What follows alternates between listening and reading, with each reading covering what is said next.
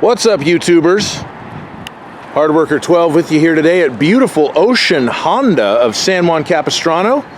And I have a beautiful Honda CR-V EX 2020 model that I'm going to do a review on for you today. We're going to measure out the cargo capacity on this crossover sport utility vehicle. We're going to have a look at the passenger room. And we're going to look at the interior features, and we're going to take her for a drive. So let's get started. Width of the rear cargo opening, 41.5 inches. Height of the rear cargo opening, 3 feet, 36 inches. Maximum height of the interior of the cargo area, 39 inches. Length to the bottom of the back seat with the seat up, 3 feet, 36 inches. Length to the top of the back seat with the seat down, 62 inches. Height from the ground to the load area, 27 inches. Width in between the wheel wells inside of the cargo area, 41 inches. Now I want to give you a little better look at the inside of the cargo area. This is with everything removed and the second row seat folded forward. You'll notice you don't quite have a flat load floor. I have a cargo lip here, and I have another one here where the back seat is. But Honda, being Honda, has given you a hack. If I pull this little guy up and put it right here, I now have a totally flat load floor that actually is pretty flush with kind of the sill here where the door closes. So you can have a totally flat load floor in your Honda CR-V if you just pull that little guy up. I don't know if that's a quirk or a feature, but it is a thing. Let's have a look at the passenger room. Now for the passenger room, I don't find the tape measure to be as useful here, so I'm going to use myself. I'm 6'5", I'm about 300 pounds, and let's see if I can sit behind myself.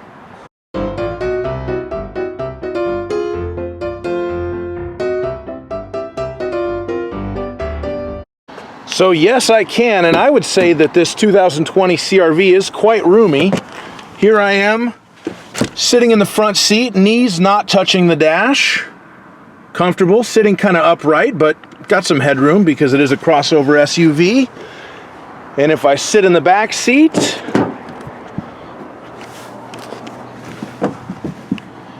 knees not touching the seat, headroom is fine. On the EX model, I do have the rear air vents. I also have some charging ports down here. I have a train going by. I got a nice center armrest with some cup holders. The back seats do recline in this model if you pull this little guy right here. So yeah, good passenger room for sure in the Honda CR-V. All right, sitting in the interior of the 2020 Honda CR-V EX. The reason why I chose this vehicle to review the EX model out of all the CR-Vs, my friend who is a sales manager down here at Ocean Honda says that this is the best seller out of all of the CR-V lineup. It's one step up from the base, so this screen is a little bit bigger. You do get the Apple CarPlay and the Android Auto on the EX models, but it's not included on the LX. The EX also gives you a moonroof, not a panoramic moonroof, just a regular sized one, but a moonroof nonetheless. It does have heated front seats as well. I have dual USB ports in the front, although interestingly, the one on the driver's side is a 1.5 amp, and the one on the passenger side is only 1.0. So a little weaker for the passenger to charge their stuff. But you also have down here a 12-volt power outlet if you want to plug in your own chargers, kind of the cigarette lighter style one down there. I also have a power driver's seat, so I can move that forward and back in a power way. Honda CR-V EX has the digital dashboard. I'm not a huge fan of the digital dash. I mean, this one looks okay, but I prefer analog gauges personally. And the fuel gauge and the temperature gauge actually show up a little bit better on camera than they do in real life.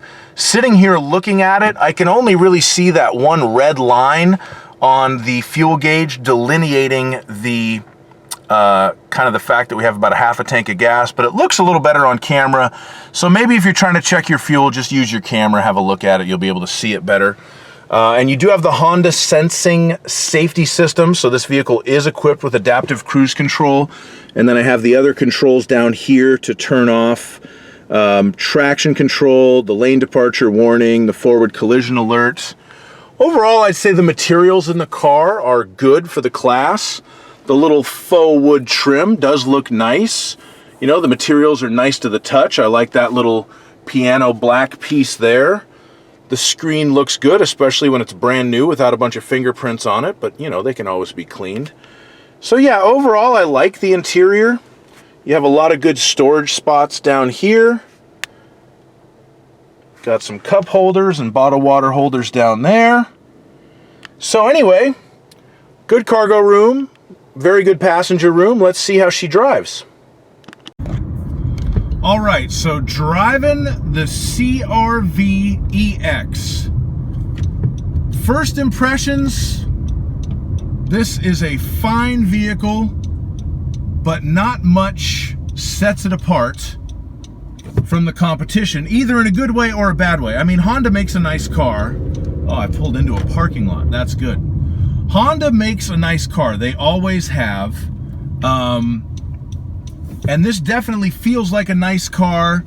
Nothing really amazing about it, but it's very comfortable. The seat is comfortable. The sight lines out of the car are good. It's very easy to drive. It's the kind of car where you get in it and you drive it 10 feet and you feel like you kind of have it figured out. They are using a 1.5 liter turbocharged 4-cylinder engine in the CR-Vs now, rated at 190 horsepower. Doesn't really feel much like a turbo engine. Let's see if I can try it out a little bit. The power delivery, and I don't know if it's the way they've tuned the engine with the turbo or the way they've tuned the CVT, but the power delivery is incredibly linear. You don't really feel much turbo lag, but then you don't really feel a big kick in the pants either when you get into higher RPMs. It just goes. It does its job just fine. I have to wait here for this. The steering feels fine. It's a little bit light to the touch, but very easy. Again, you know, if you need to do a U-turn, maneuverability, handling is all fine on this car. Obviously, we're talking about a crossover SUV, and this is for sure a mainstream crossover SUV. This is one of the best-selling cars in America, and I can see why. I mean, this is a car that would appeal to a mass audience. And you can hear the engine with a perfect CVT drone. I just got a little tug on my steering wheel from the lane departure warning, and I'm just cruising down the road. Smooth ride, no issues. Handling's decent.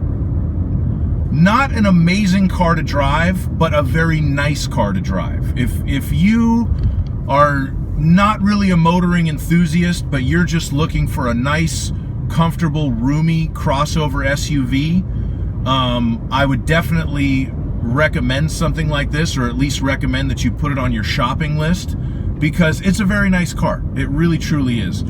However, if you're looking for something that is a little different, a little sportier, a little more special, let's say, I don't know, I'd maybe look at something else. But if you're just looking for a good crossover SUV, the Honda CR-V is an excellent option for you. There's no question about that.